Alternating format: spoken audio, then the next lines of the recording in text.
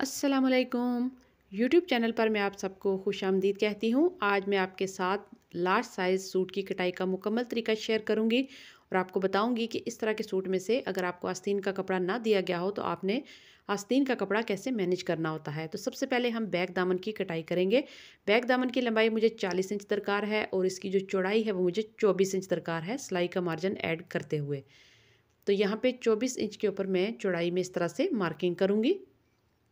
एक तरफ मार्किंग करनी है और दूसरी तरफ भी आपने इसी तरह से 24 इंच के ऊपर मार्किंग कर लेनी है कपड़े के दूसरे सिरे के ऊपर। और मार्किंग के बाद आपने इन दोनों निशानों को एक सीध में रखते हुए कपड़े को फोल्ड करते हुए कटाई कर लेना है।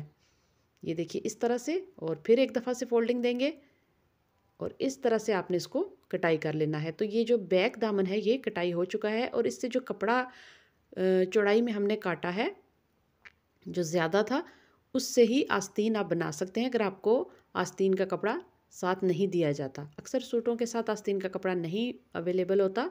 तो यहाँ पे देखिए ये जो पीस निकलता है इसको इस तरीके से आप फोल्ड करेंगे। इसकी लंबाई भी कमीज़ की लंबाई के बराबर ही होती है। मतलब आपकी कमीज़ अगर 40 इंच है तो इसके स्लीव्स जो हैं वो 20 इंच लंबाई के साथ बन सकते हैं। अभी ये जो फ्रंट दामन है इसको आपने सेंटर से अच्छे तरीके से गले को देखते हुए ये देखिए इस तरह से फोल्ड कर लेना है ताकि गला जो है वो इक्वल दोनों तरफ आए।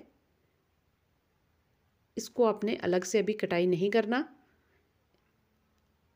सबसे पहले आपने इसकी लेंथ चेक करनी होती है, इसकी लेंथ कितनी है, और उसके बाद आपने देखना होता है कि गले के ऊपर जो प्लेन कपड़ा दिया गया है वो कितना है। तो बैक दामन को फोल्ड करते हुए हम इसके ऊपर रख के देखेंगे।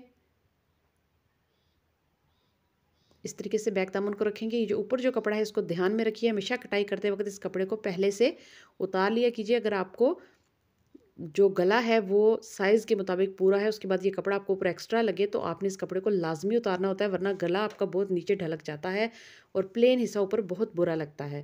तो इस कपड़े को, फालतू कपड़े को हमेशा आपने कटाई करना होता है जो कि कढ़ाई के ऊपर की तरफ होता है। अभी आते हैं बाकी मार्किंग की तरफ। तीरा इसका है 16, तो 17 इंच के ऊपर हमने निशान लगाना है। मतलब 8.5 के ऊपर हम निशान लगाएंगे। कपड़ा इस टाइम 2 तह में है, यहाँ पे हम 8.5 पे निशान लगा देंगे। 9 इंच के ऊपर आर्म होल की हम मार्किंग करेंगे और यहाँ से थोड़ी सी गुलाई दे देंगे। ये जब कटेगा ऊपर से, यहाँ से शोल्डर, ये देखिए यहाँ से इसकी डाउन कटिंग करेंगे, 1 इंच तक तिरछी कटिंग करेंगे शोल्डर की।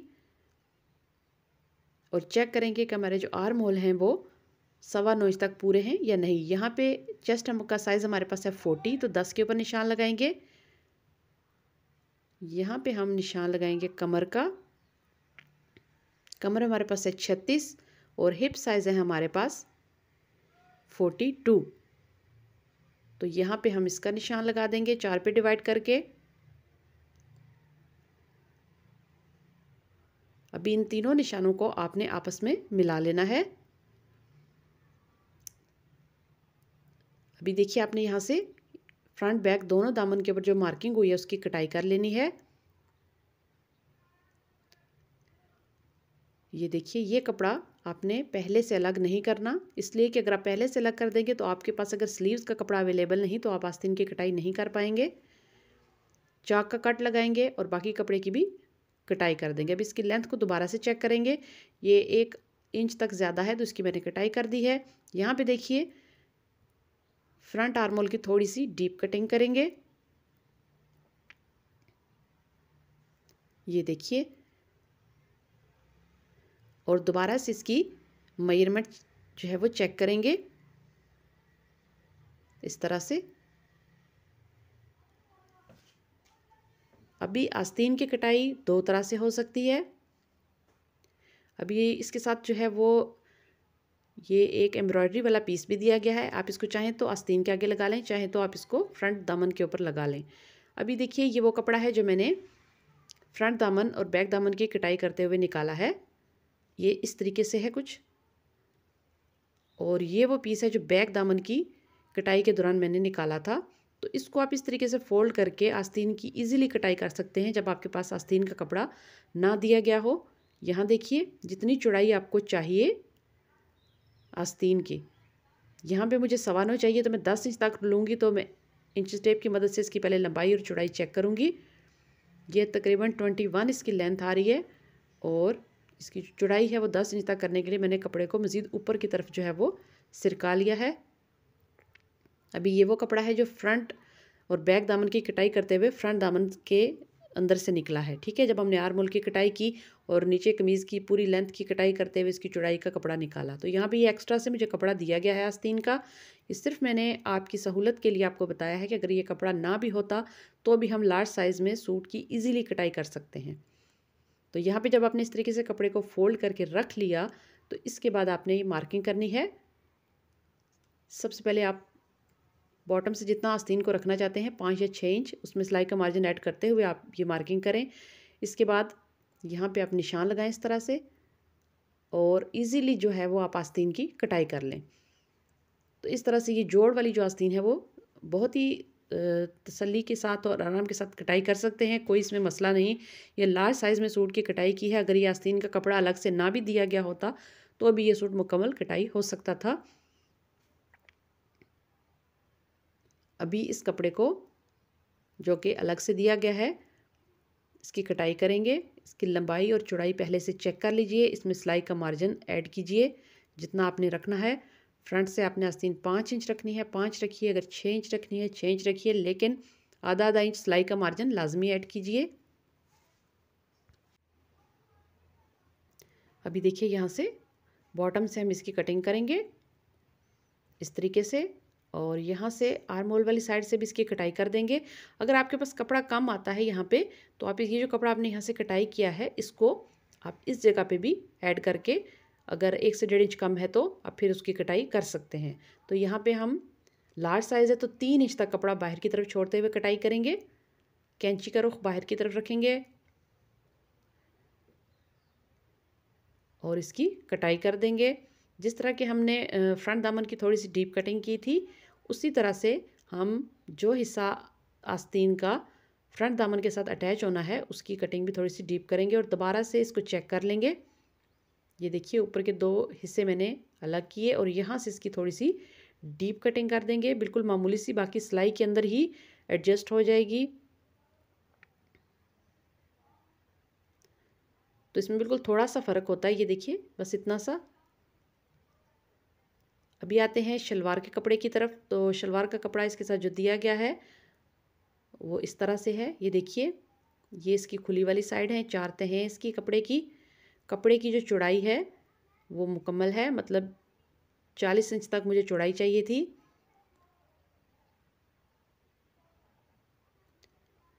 तो ये 40 इंच से भी 2-2.5 इंच ज़्यादा ही है।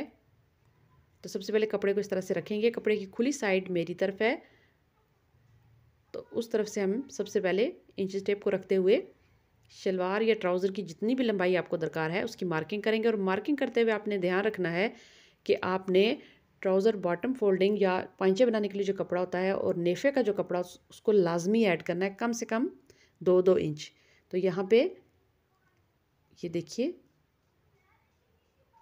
यहाँ पे मुझे 44 इंच तक जो है वो कपड़ा दरकार है शलवार के लिए। तो जो फालतू कपड़ा तो उसको मैंने कटाई करके उतार दिया है। ये जो हिस्सा है यहाँ पे 2.25 इंच तक इसको हम पांचे की या ट्राउज़र की बॉटम फोल्डिंग के लिए रखेंगे और दूसरी तरफ जो कपड़ा है उसको हम रखेंगे नेफे की फोल्डिंग के लिए, इलास्टिक के लिए। तो ऊपर की तरफ ये मैंने इलास्टिक के लिए रखा। इसके बाद मैंने आसन का निशान लगाया। ये चौड़ाई मैं आपके सामने दिखा रही हूँ आपको। चौड़ाई इसकी काफ़ी ज़्यादा है तो मैं पूरी चौड़ाई के साथ ही इसको रख रही हूँ।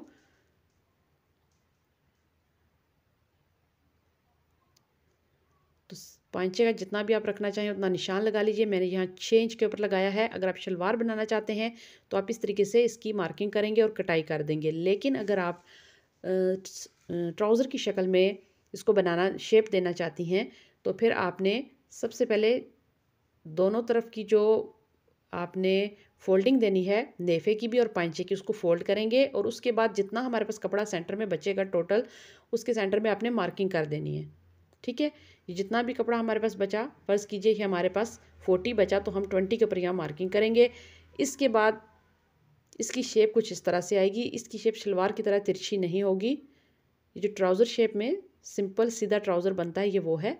तो यहाँ पे हम सबसे पहले मार्किंग करेंगे। पहली मार्किंग हमने की 6 इंच के ऊपर, फिर हमने 4 से 5 इंच ऊपर जाके फिर 6 इंच के ऊपर की। उसके बाद हम आहिस्ता आहिस्ता 7, 8, 9 इस तरह करके इसको शेप देंगे। थोड़ा थोड़ा आपने इस तरह से उसको बढ़ाना है, एकदम से आपने उसको बिल्कुल तिरछा रुख नहीं देना। यहाँ पे आप इसको बढ़ाते जाएंगे। और आसन भी इसका मार्किंग में जो है वो, अगर आपने 15 इंच पे निशान लगाया है शलवार के लिए, तो इसके लिए आप 13.5 इंच पे निशान लगाएंगे, क्योंकि जब हम तिरछी कटिंग करेंगे तो वो उसमें ऑटोमेटिकली 1 से 2 इंच जो है वो शामिल हो जाएगा। तो सिलाई का मार्जिन ऐड करते हुए आप इसकी मार्किंग कर लीजिए।